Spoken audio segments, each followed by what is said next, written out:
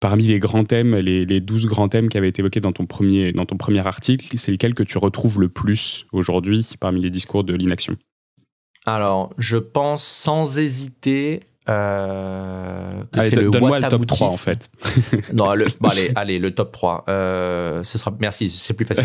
Je pense que le discours le plus utilisé est le whataboutisme. Donc en français, c'est le aquabonisme. À quoi bon?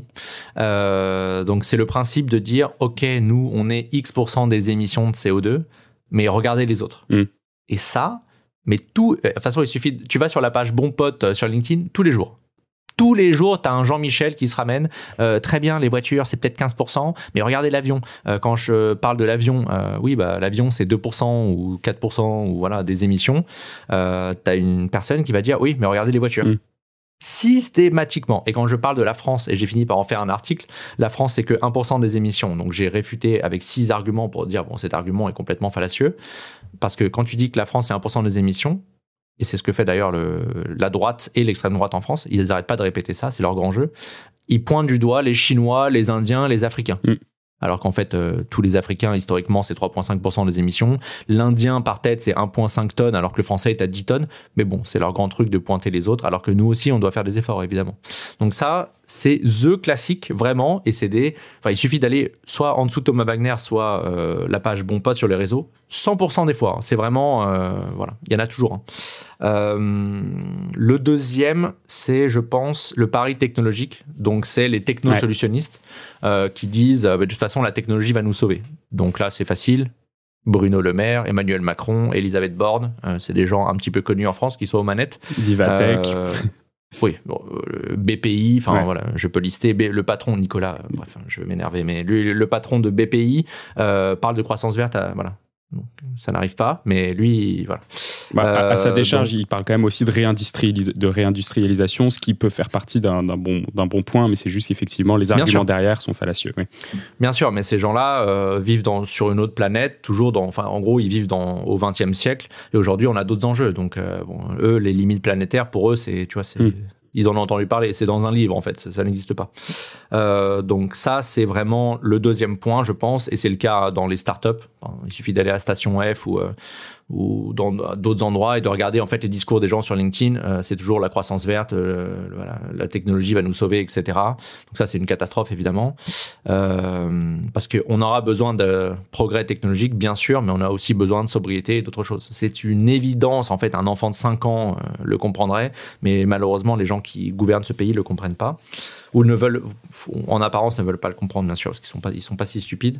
Et je pense que le troisième discours d'une action climatique le plus fréquent est la redirection de la responsabilité. Je vais donner un exemple très concret. L'année dernière, Agnès Pannier-Runacher, qui est quand même ministre de la transition énergétique, avait dit, je crois qu'il va falloir qu'on arrête d'envoyer des emails rigolos à nos amis. Ouais.